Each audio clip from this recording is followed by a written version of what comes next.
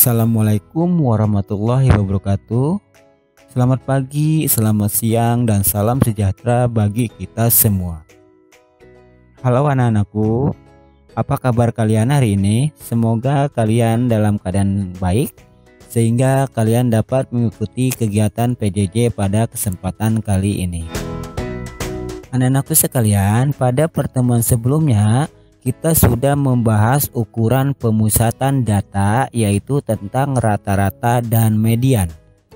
Untuk rata-rata dan median kita bahas tentang data tunggal, data berbobot, dan data berkelompok.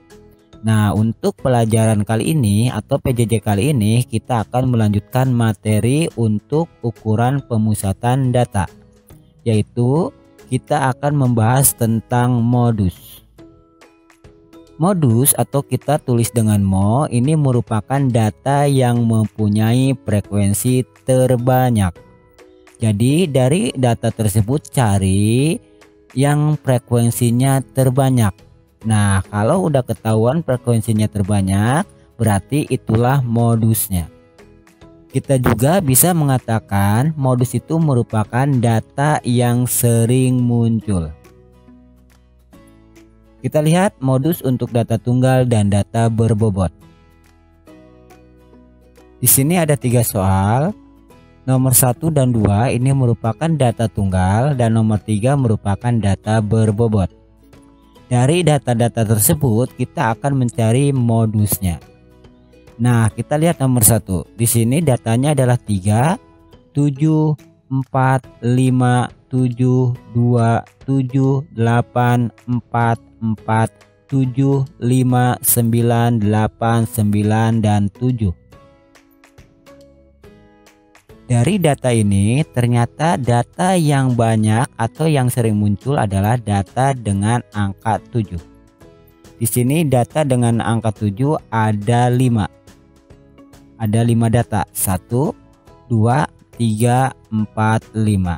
Yang lainnya adalah ada yang 1, ada yang 3, dan lain sebagainya. Jadi dari data ini kita cari data yang paling banyak atau data yang sering muncul. Di sini adalah angka 7. Berarti untuk nomor 1 modusnya adalah 7. Nah, sekarang kita lihat untuk soal nomor 2. Di sini datanya adalah 4, 5, 7, 5, 3, 8, 3, 9, 10. Ternyata dari data ini angka 5 dan angka 3 merupakan data yang sering muncul. Data 5 ini sebanyak 2 kali dan 3 juga sebanyak 2 kali. Yang lainnya cuma 1 kali. Nah, karena 5 dan 3 ini merupakan data yang sering muncul atau data yang frekuensinya terbanyak, berarti modusnya adalah 3 dan 5. Jadi modus ini tidak harus 1 angka, bisa 2, bisa 3, bisa 4, bisa 5 angka, dan seterusnya. Nah, untuk nomor 3. Di sini diketahui nilai 4 itu sebanyak 4 data, nilai 5 sebanyak 6 angka, nilai 6 sebanyak 10, nilai 7 sebanyak 3, nilai 8 sebanyak 15, nilai 9 sebanyak 7, dan nilai 10 sebanyak 5. Nah, dari sini kita lihat frekuensinya. Kita lihat frekuensi. Frekuensi yang terbanyak atau paling tinggi adalah 15. Nah, 15 ini nilainya berapa? Ternyata nilainya adalah 8. Jadi modus untuk nomor 3 adalah 8. Jadi sekali lagi untuk menentukan modus data tunggal dan data berbobot kita hanya melihat frekuensi terbanyaknya atau angka yang sering muncul. Nah, itulah cara mencari modus untuk data tunggal dan data berbobot. Baik, kita lanjut ke data berkelompok atau distribusi frekuensi. Untuk mencari modus atau menentukan modus dari data berkelompok digunakan rumus modus sama dengan TB ditambah D1 per D1 ditambah D2 kali I. Di mana TB adalah tepi bawah kelas modus. Ini udah dibahas waktu pertemuan kemarin untuk menentukan median. Jadi kalian bisa lihat lagi videonya. Kemudian D1 adalah selisih frekuensi kelas modus dengan kelas sebelumnya. Jadi kalau selisih berarti dikurang kelas modus dengan kelas sebelumnya. Sedangkan D2 adalah selisih kelas modus dengan kelas sesudahnya. Jadi kalau selisih dengan kelas sebelumnya adalah D1, sedangkan selisih dengan kelas sesudahnya adalah D2. Dan I adalah interval atau panjang kelas. Nah, inilah rumus untuk menentukan modus data berkelompok. Modus sama dengan tepi bawah ditambah D1 per D1 tambah D2 dikali dengan I. Inilah rumusnya. Baik, kita lihat contohnya. Tentukan modus dari data berikut. Ini adalah tabel dari data berkelompok atau tabel dari data distribusi frekuensi. Nah, caranya gimana untuk menentukan modusnya? Berarti langkah pertama adalah kita cari kelas modusnya terlebih dahulu. Kalau pada pertemuan sebelumnya kita mencari kelas median, yaitu dengan menggunakan rumus 1/2 kali N atau setengah N. Sedangkan kalau kita akan mencari modus, kita menggunakan frekuensi terbanyak. Jadi frekuensi yang paling banyak yang mana? Di sini 2, di sini 5, di sini 8, di sini 10, di sini 6, di sini 9. Jadi frekuensi yang terbanyaknya adalah 10. Nah, 10 itu ada di interval 161 sampai 170. Ini berarti kelas modusnya. Jadi kelas modusnya berada di kelas 161 sampai 170. Nah, inilah langkah pertama untuk menentukan kelas modus. Sekali lagi, untuk menentukan kelas modus kita lihat frekuensi terbanyak. 2, 5, 8, 10, 6, 9. Dari 2, 5, 8, 10, 6, 9 ini yang paling banyak adalah 10. Nah, 10 ini lihat sekarang nilainya atau datanya dari mana sampai mana. Di sini di soal ini ternyata dari 161 sampai 170. Berarti kelas modusnya adalah 161 sampai 170. Inilah kelas modusnya.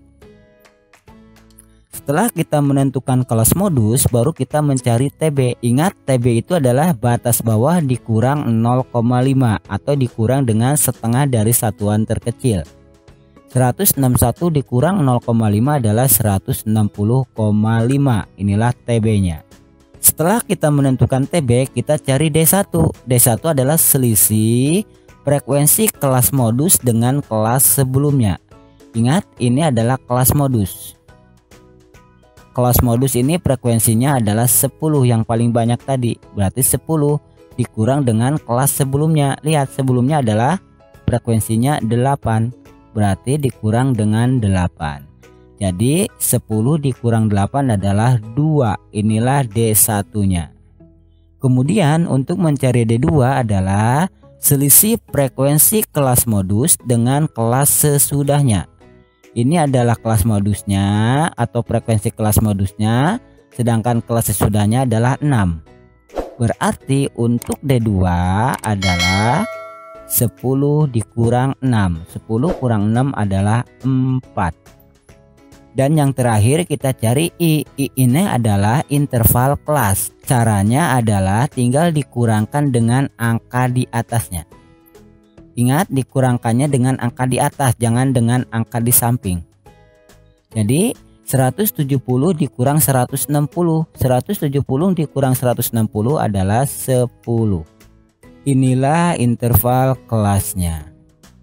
Jadi kita cari kelas modusnya. Dari kelas modus ini kita cari TB, D1, D2, dan I. Nah, selanjutnya kita menggunakan rumus modus tersebut. Rumusnya adalah TB ditambah D1 per D1 ditambah D2 dikalikan dengan I. TB-nya tadi adalah 160,5, D1-nya adalah 2, D2-nya adalah 4, dan I-nya adalah 10. Sehingga diperoleh 160,5 ditambah 2 per 2 ditambah 4 dikali 10. 2 kali 10 adalah 20 dan 2 ditambah 4 adalah 6. 20 dibagi 6 adalah 3,33. 160,5 ditambah 3,33 adalah 163,83. Nah, inilah cara untuk menentukan modus data berkelompok. Nah, yang harus kalian ketahui, kenapa 20 bagi 6 menjadi 3,33.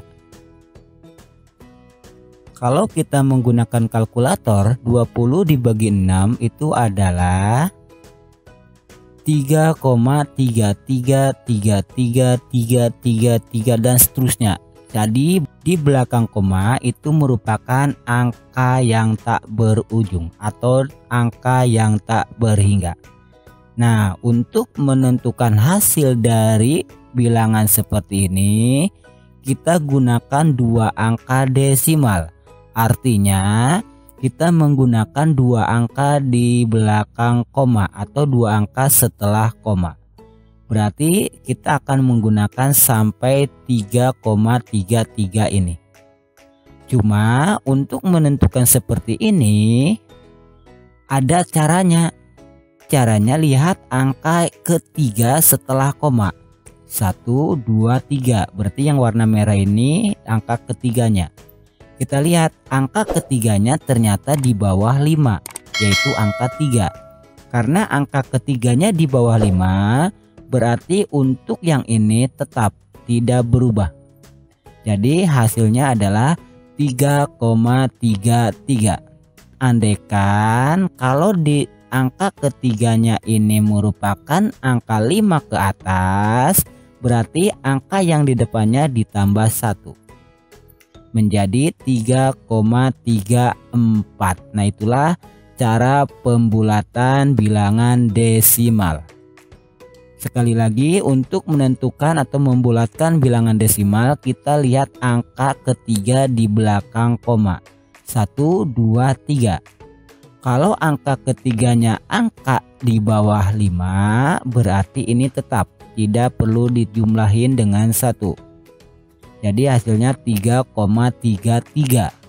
Sedangkan kalau angka ketiga di belakang komanya angka 5 ke atas, 5, 6, 7, 8, 9, berarti angka sebelah kirinya ditambah 1 menjadi 4. Sehingga diperoleh atau pembulatannya adalah 3,34. Nah, itulah cara pembulatan bilangan desimal.